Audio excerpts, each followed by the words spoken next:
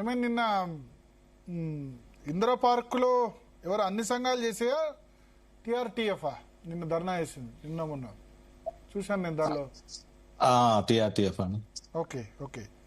So ఏం కోరుకుంటున్నారు? Teachers సంబంధించిన స్పెసిఫిక్ డిమాండ్స్ ఏమైనా ఉన్నాయా? ఇక స్పెసిఫిక్ టీచర్స్ కి స్పెసిఫిక్ డిమాండ్స్ కొన్ని ఉన్నాయి. తర్వాత అందరు ఉద్యోగులకు సంబంధించినటువంటి డిమాండ్స్ కూడా కలిసి ఉన్నాయి సార్ ప్రద్ గారు.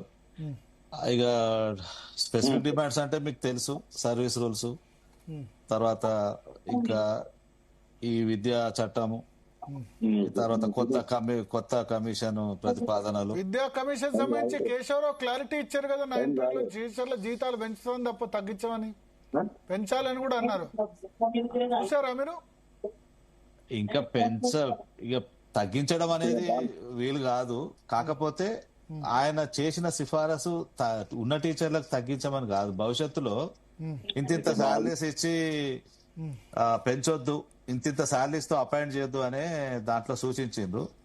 సో అట్లాంటి సూచనల్ని వీళ్ళు బయటికి పబ్లిష్ అయ్యే ముందే ఎడిట్ చేసుకోవాల్సిన అవసరం ఉండే ప్రభుత్వం. అట్లా కాకుండా దాన్ని బయటకు వదలడం, ఒక లీక్ ఇవ్వడం, అది కొంత ఉపాధ్యాయుల్లో నిరుత్సాహానికి గురి చేసేది. దాని ఎంతైనా విద్యా వ్యవస్థ రోజు రోజుకు దిగజారిపోతా ఉన్నది. ఇప్పుడు ఉన్నటువంటి ప్రమోషన్స్ విషయంలో కామన్ సర్వీస్ రూల్స్ లేక మరి ఎంఈఓలు కానీ, డైట్ లెక్చరర్స్ కానీ అన్ని ఖాళీగా, డిప్యూఓలు కూడా ఖాళీగా, డిఓలు కూడా ఖాళీగా, ఇన్ని ఖాళీలతో సూపర్విజన్ వ్యవస్థ లేకుండా మరి వాళ్ళ ముందుకు పోతున్నది. ఇవన్నీ కూడా డిమాండ్స్ టీచర్లకు సంబంధించిన స్పెసిఫిక్ డిమాండ్స్ ఉన్నాయి.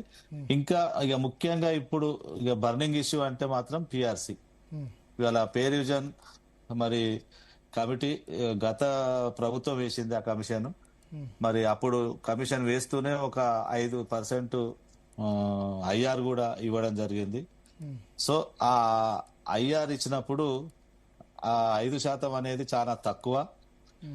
మరి మేము వస్తే ఇంకా బాగా ఇస్తాం, ఈ కమిషన్ కూడా రద్దు చేసి కొత్త కమిషన్ వేస్తామని చెప్పి మేనిఫెస్టోలో ఈ ప్రభుత్వం పెట్టింది.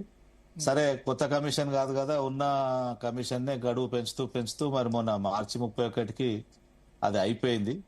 మరి ఇప్పటి వరకు అయితే దాని గురించి మరి పెంచినట్టు గాని ఉన్నట్టు గాని ఏం ఉత్తర్వులు లేవు. సో ఇప్పటికైనా మరి ఉద్యోగులు అంతా కూడా ఎదురు చూస్తా ఉన్నారు. మరి పెండింగ్ బిల్స్ పేరుకపోతా ఉన్నాయి. మరి 1000 కోట్లు ఇవాళ దాదాపుగా నాకు తెలిసి 14,000 కోట్ల రూపాయలు ఇవాళ నెలకి 700 కోట్ల రూపాయలు చెల్లిస్తున్నప్పుడు కూడా 10,000 కోట్లు ఉండే కదా లేదు 14,000 కోట్లు. అప్పుడు అగ్రిమెంట్, అప్పుడు ప్రభుత్వంతో చర్చలకు వచ్చినప్పుడు 10,000 కోట్లు ఏదో అన్నారు, 700 కోట్లు చెప్పిన రిటైర్మెంట్ అవుతుంది కదా, నెలలకు 700 కోట్లు ఇస్తే తగ్గాలి కదా,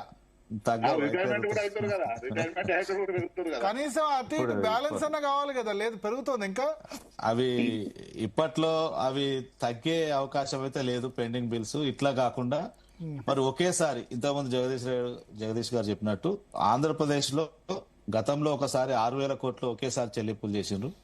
మళ్ళీ ఇప్పుడు 7,000 కోట్లు చెల్లించడానికి నిర్ణయం తీసుకున్నారు. మొన్న జనవరిలో కూడా దాదాపు 1,200 కోట్లు మొత్తం ఏరియర్స్ అవన్నీ కూడా క్లియర్ చేయడం జరిగింది. అక్కడ ఏంటంటే ఒక పద్ధతిలో పోతా ఉంది ప్రభుత్వం. సో అంతే చిత్తశుద్ధితో ఇక్కడ కూడా క్లియర్ చేయాలని చెప్పి మరి ఉద్యోగులు, ఉపాధ్యాయులు కోరుతా ఉన్నారు. కానీ ప్రభుత్వం వీటిని వీలైనంత త్వరగా క్లియర్ చేయాలనే దృక్పథంతో ముందుకు పోయినట్టుగా మాత్రం కనపడడం లేదు. 700 కోట్ల చెల్లింపుల్లో కూడా చాలా అనుమానాలు ఉన్నాయి. మనం గతంలో కూడా మాట్లాడుకున్నాం, ఆ 700 కోట్లు పడుతున్నాయా లేదా, మరి అవి ఎట్లా వేస్తున్నారు, ఎందుకు వేస్తున్నారు, దాని మీద ఒక క్లారిటీ లేదు. వాళ్ళు చెప్పడము మా జేఏసీ నాయకులకు పలానా బిల్స్ వేస్తామని చెప్తున్నారు, వీళ్ళు మెసేజ్ పెడతా ఉన్నారు, ఆ చెల్లింపులు ఇంకో బిల్స్ పడతా ఉన్నాయి. అక్కడ కూడా సరైనటువంటి ఇన్ఫర్మేషన్ ఫైనాన్స్ డిపార్ట్మెంట్ మనకు ఇవ్వట్లేదు. సో ఈ విధంగా ఇన్ని అనుమానాల మధ్య ఆ చెల్లింపులు జరుగుతూ ఉన్నాయి. మరి మీరు అన్నట్టు 700 కోట్లు వేసుకుంటూ పోతే తగ్గాలి, కానీ రిటైర్మెంట్స్ కూడా కొత్తగా అవుతున్నాయి. ఆ 700 కోట్లు కూడా సక్రమ చెల్లింపు లేవు కాబట్టి అవి 10 నుంచి 14,000 కోట్లకు కూడా ఇవాళ చేరుకున్నాయి. సో ఈ చెల్లింపులన్నీ జరగాలంటే నెలకు 2,000 కోట్లన్నా మినిమం వేయాలి. లేదు అని అంటే ఒకేసారి మరి ఒక 10,000 కోట్లు మరి లేదంటే 7-8 వేల కోట్లు అట్లా 2 సార్లు అన్నా ప్రభుత్వము మరి చెల్లింపులు జరిపితే అప్పుడు తప్ప ఉద్యోగులకు అవి మరి పెండింగ్ బిల్స్ అనేటి మరి క్లియర్ అయ్యే అవకాశం లేదు. ఇచ్చే ఎందుకంటే పరిస్థితి అయితే లేదు కదా అట్లా మీరు చెప్పినట్టు. చేయొచ్చు భరత్ గారు, దాని మీద చిత్తశుద్ధి ఉంటే చేయాలని అనుకుంటే వాళ్ళు ఏదైనా ఇంకా లోన్ చాలా ఏదైనా ఇష్యూస్ పెట్టి ఉన్నాయి కదా, చేస్తారు. ప్రభుత్వం కాంట్రాక్టర్ల బిల్లులు ఉన్నాయి. మొన్న ఏదో ఎస్సీ ఎస్టీ సంబంధించి ఏదో వాపస్ కూడా పోయినాయని చెప్పారు. కేంద్రం ఇచ్చిన మ్యాచింగ్ గ్రాంట్ కు 25 కోట్లు ఇవ్వకపోతే, బిల్స్ మ్యాచింగ్ గ్రాంట్ లేకపోతే మ్యాచింగ్ గ్రాంట్ ఇవ్వడం వల్ల ఎస్టీ స్కాలర్షిప్స్ కూడా వాపస్ పోయినాయి అన్నారు. ఫీజు రియంబర్స్మెంట్ కూడా 8,000 కోట్లు 9,000 కోట్లు బాకీ ఉంది. సెంట్రల్ గవర్నమెంట్ రోజు ఫీజు రియంబర్స్మెంట్ విద్యార్థులకి 8,000 కోట్లు 9,000 కోట్లు బాకీ ఉంది ప్రభుత్వం. అవునవును. అయితే ఇప్పుడు భరత్ గారు, ఇప్పుడు ఏంటంటే రోజు రోజుకు కూడా సెంట్రల్ గవర్నమెంట్ తాను ఇచ్చే డబ్బులు స్ట్రిక్ట్ గా ఒక సిస్టమ్ డెవలప్ చేసుకుంటూ పోతా ఉన్నారు. రాష్ట్ర ప్రభుత్వం వాళ్ళ వాటా ఖర్చు పెడితేనే కేంద్రం వాళ్ళ వాటాను మళ్ళా జమ చేసే విధంగా ఇప్పుడు ఎస్ఎస్ఏలో కూడా నామ్స్ మార్చిండ్రు. ఇప్పుడు ఈ ఫైనాన్షియల్ ఇయర్ కి ఏంటంటే సెంట్రల్ మన స్టేట్ గవర్నమెంట్ ఫస్ట్ డిపాజిట్ చేస్తేనే మిగతా 60% వాళ్ళు రిలీజ్ చేస్తారు. ఆ విధంగా ఎందుకంటే ఓన్లీ సెంట్రల్ ఫండ్ తీసుకోవడం, స్టేట్ ఫండ్ ఖర్చు పెట్టకపోవడం ఇట్లాంటి కొన్ని రాష్ట్రాల్లో జరుగుతుంది. కాబట్టి ఇట్లాంటి మ్యాచింగ్ గ్రాంట్ అందక వాపస్ పోతున్నటువంటి నిధులు మరి మనం చూస్తా ఉన్నాం. కేంద్ర ప్రభుత్వం తన విధానాన్ని రోజు రోజుకు కూడా కొద్దిగా రాష్ట్రాల మీద టైట్ చేసుకుంటూ పోతా ఉన్నది. సో అందుకని ఇప్పుడు వచ్చే నిధులు ఇట్లా ఉన్నాయి. కాకపోతే ఇప్పుడున్నటువంటి సమస్య మరి ఇప్పుడు ఇవాళ జేఏసీ నాయకత్వం ఇవాళ ఉద్యమ కార్యాచరణ ప్రకటించాక తప్పని పరిస్థితి ఇవాళ ఈ రాష్ట్ర ప్రభుత్వం కల్పించింది. అయితే ఇప్పటికి కూడా ఇప్పుడు ఈ జేఏసీ ఇచ్చినటువంటి నిర్ణయంలో కూడా నాకు చాలా ఫోన్లు వస్తా ఉన్నాయి నిన్నటి నుంచి. ఇట్లా ఇంకా ఒత్తిడి పెంచాలి, ఇవి ఇచ్చినటువంటి నిరసన సరిపోదు. నల్ల బ్యాడ్జీలు కాకుండా ఈ నల్ల బ్యాడ్జీలు అంటే దాని డోస్ సరిపోవట్లేదు వాళ్ళకి. అంటే క్షేత్రస్థాయిలో ఉద్యమం తీవ్ర స్థాయిలో ఉండాలి. జిల్లా కేంద్రాలలో ధర్నా, రాష్ట్ర కేంద్రంలో ధర్నా, ఆ తర్వాత ముట్టడా లేకపోతే సమ్మెన, ఈ విధమైనటువంటి ఒక స్పీడ్ ఒక ప్రణాళిక కావాలని. మీరు లేరా జేఏసీలో? మీరు లేరా?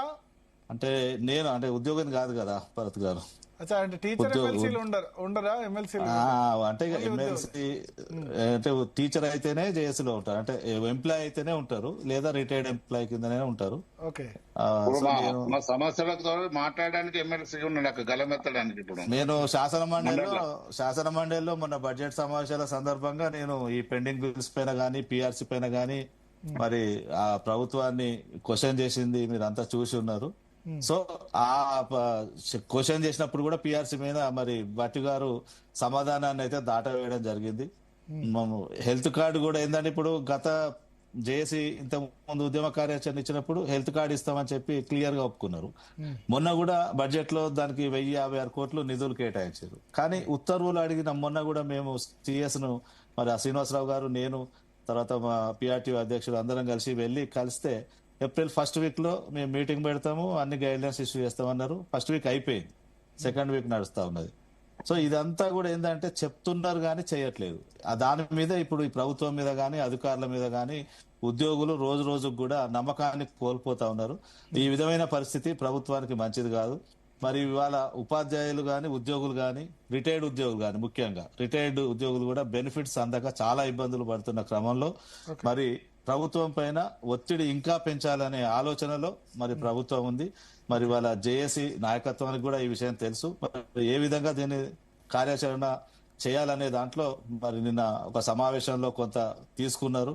ఆ తీసుకున్నది కూడా ఇప్పుడు ఉద్యోగులకు ఎట్లా ఉంది అంటే ఇది సరిపోదేమో అన్నంత భావ వ్యక్తీకరణ ఇప్పుడు చేస్తా ఉన్నారు. సరే ఏదేమైనా ఒక నెల రోజుల గ్యాప్ తర్వాత అయినా సరే ఆ ఉద్యమం తీవ్రం అవుతుందనే నేను భావిస్తా ఉన్నా.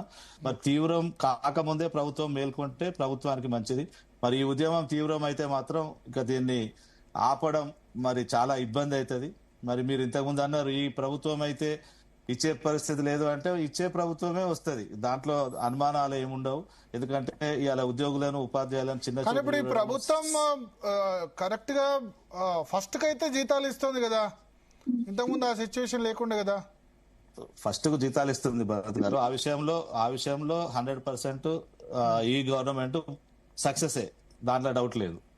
ఎందుకంటే ఇంతకుముందు ప్రభుత్వము ఒక 10-12 తారీఖుల వరకు ఇచ్చేది, ఇప్పుడు వీళ్ళు మాత్రం ఒకే ఫస్ట్ తారీఖునే ఇస్తా ఉన్నారు. కాకపోతే ఏంటంటే ఇంకా పెండింగ్ ఏంటంటే ఇప్పుడు పిఆర్సీని మరీ ఎక్కువ పెంచేసారు, ఆ గ్యాప్ ఎక్కువ తీసుకున్నారు. ఎందుకంటే మేము రాగానే 6 months క్లియర్ చేస్తామని చెప్తే ఉద్యోగులంతా నమ్మిండ్రు. ఇవాళ మీరు ఓటింగ్ లో కూడా ఆ రిజల్ట్ కనపడ్డది. ఇలా సాధారణ జనంలో ఉన్నటువంటి ఏ వర్గం ఎటు ఓటేసిందో తెలియదు కానీ ఉద్యోగ వర్గం ఎటు ఓటేసిందో అనేది ఇలా స్పష్టంగా కనపడ్డది. మీరు మీ దగ్గర కూడా లెక్కలు ఉన్నాయి. కాబట్టి అంత ఉద్యోగులు హ్యాపీగా ఈ గవర్నమెంట్ ను స్వాగతిస్తే ఇవాళ అసలు మా ఉద్యోగులకు సంబంధించినటువంటి ఫైనాన్షియల్ బెనిఫిట్స్ సంబంధించి ఏ ఒక్క దాంట్లో కూడా పురోగతి లేకుండా ఇవాళ 2 సంవత్సరాలు దాటిపోయింది. 3వ సంవత్సరం కూడా సగం వచ్చింది. ఇప్పటికి కూడా ఉద్యోగులు సంతృప్తికరంగా లేరు అంటే అది ప్రభుత్వానికి అయితే మంచిది కాదని చెప్పి మేము తెలియజేస్తాం. ఒకసారి ఏలూరు శ్రీనివాసరావు గారు, ఏంది గెజిటెడ్ ఉద్యోగులకు సంబంధించిన ప్రత్యేకంగా సమస్యలు ఉన్నాయా ఓవరాల్ గా? అది కాకుండా ఇంకా పర్టికులర్ గా వీళ్ళు చెప్పినవి కాకుండా నాన్ గెస్టెడ్ ప్లస్ టీచర్స్ కాకుండా గెస్టెడ్ ఉద్యోగులకి ఈ ఉన్న ప్రధాన సమస్యలు ఇప్పుడు నిన్న మేము జాయింట్ యాక్షన్ కమిటీలో డిస్కస్ చేసిన పెండింగ్ బిల్స్ కావచ్చు, హెల్త్ కార్డ్స్ కావచ్చు, పిఆర్సీ కావచ్చు, డిఏలు కావచ్చు, సిపిఎస్ కావచ్చు, ఇవన్నీ కామన్ గా అందరికీ ఉన్న ఇష్యూస్. జనరల్ గా అన్ని ఉద్యోగులకి, ఉపాధ్యాయులకి, కార్మికులకి, గెస్ట్ అధికారులకి, పెన్షనర్స్ కి అందరికి సంబంధించిన ఇష్యూస్. అవి కామన్ పాలసీ మ్యాటర్, అందరికీ వర్తించేవి. వాటిని బేస్ చేసుకుని మాత్రమే కార్యాచరణ ప్రకటించాం. ఇవి కాకుండా గతంలో ప్రభుత్వానికి ఇచ్చిన 57+7 64 డిమాండ్లో సుమారుగా 25 డిమాండ్లు పార్షియల్లీ కంప్లీట్ అయినాయి. మిగతా డిమాండ్లు ఆల్మోస్ట్ ఆల్ అన్ని కూడా గెజిటెడ్ సంబంధించినవి. గెజిటెడ్ అధికారుల సమస్యలు అన్ని కూడా మిగతా ఎన్జిఓస్ కానీ మిగతా వాయిస్ కట్ అవుతుంది. ఒక్క సెకండ్ యా చెప్పండి.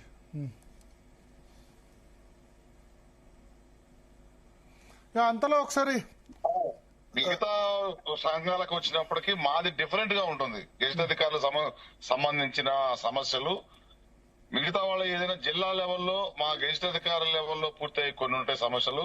తప్పితే అడిషనల్ కలెక్టరు ఏమన్నా సెంట్రల్ క్యాడర్ ఉన్న వాళ్ళు కానీ లేదు ఆ పైన ఉన్న హెచ్ఓడి వరకు ఉంటుంది. మా సమస్యలు ప్రతిదీ కూడా సెక్రటరియట్ లెవెల్లోనే 70% ఉంటాయి. అవి కాకుండా రిమైనింగ్ అన్ని హెచ్ఓడిలో ఉంటాయి. మాది